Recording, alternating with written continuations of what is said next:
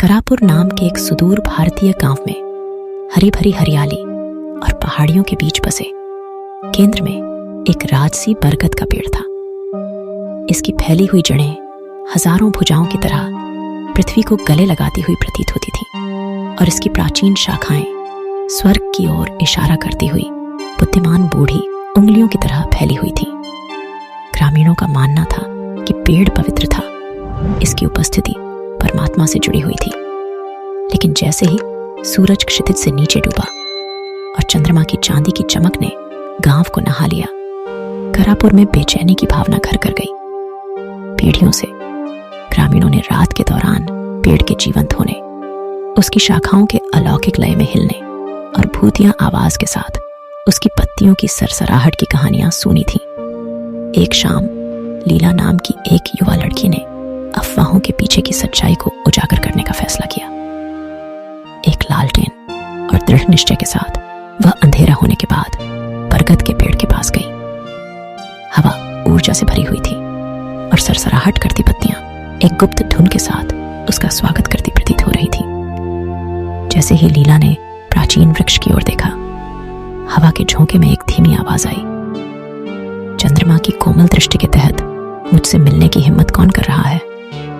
कांपते हुए भी दृढ़ निश्चयी लीला ने उत्तर दिया, मैं लीला, एक विनम्र ग्रामीण हूं जो आपकी शाखाओं के भीतर मौजूद रहस्यों को जानना चाहती हूं।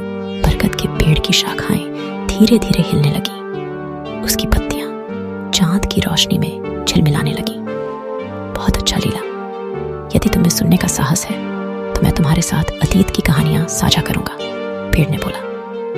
लीला पेड़ के नीचे बैठ गई। उसकी लालटेन घास पर गर्म चमक बिखेर रही थी और इस प्रकार पेड़ ने अपनी कहानी शुरू की। यह बहुत समय पहले की बात है, जब गांव में भयंकर सूखा पड़ा था और गांव वाले पेड़ के पास इकट्ठा होकर उसका आशीर्वाद ले रहे थे। बरगद के पेड़ ने उनकी चिंताओं और प्रार्थनाओं को आत्मसात कर लिया था और उसकी जड़ें जमीन में गहराई तक पहुंच गई थी, जिससे एक छिपे हुए झरने का पता चला जिसने गांव को बचा लिया। जैसे जैसे रात बढ़ती गई, पेड़ प्रेम और हानि, उत्सव और दुख की कहानियां सुनाता रहा। इसने जीवन के चक्र के बारे में उन पीढ़ियों के बारे में बात की जिन्होंने इसकी छाया में सांत्वना मांगी थी। लीला ने पेड़ की कहानियों से गहरा जुड़ाव महसूस करते हुए ध्यान से सुना। जैसे ही भोर की पहली किरणें आसमान पर छा गईं, बरगद के पेड़ की आवाज धीमी हो गई। पेड़ ने कहा, लीला, इच्छुक श्रोता बनने के लिए धन्यवाद। सदियों से मुझे जो कहानियां सुनाई गई हैं वे अब आपके साथ साझा की गई हैं। आप उन्हें अपने साथ रखें और आगे बढ़ाएं। लीला का हृदय कृतज्ञता से भर गया जब उसने बरगद के पेड़ की पत्तियों को जमते और उसकी शाखाओं को शांत होते देखा। आवाजें फीकी पड़ गईं, जिससे वह आश्चर्य और विस्मय की भावना से भर गई।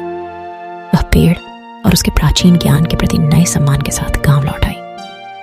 बरगद के पेड़ के साथ लीला की मुठभेड़ की बात पूरे करापुर में फैल गई।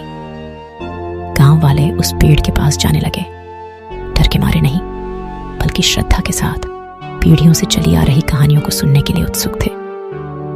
पेड़ एकता का प्रतीक बन गया, एक ऐसा स्थान जहां युवा और बूढ़े अपने पूर्वजों की कहानियां सुनने के लिए एकत्र होते थे। साल बीतते गए और लीला बूढ़ी हो गई। उसकी अपनी कहानियां बरगद के पेड़ की कहानियों के साथ मिल गईं।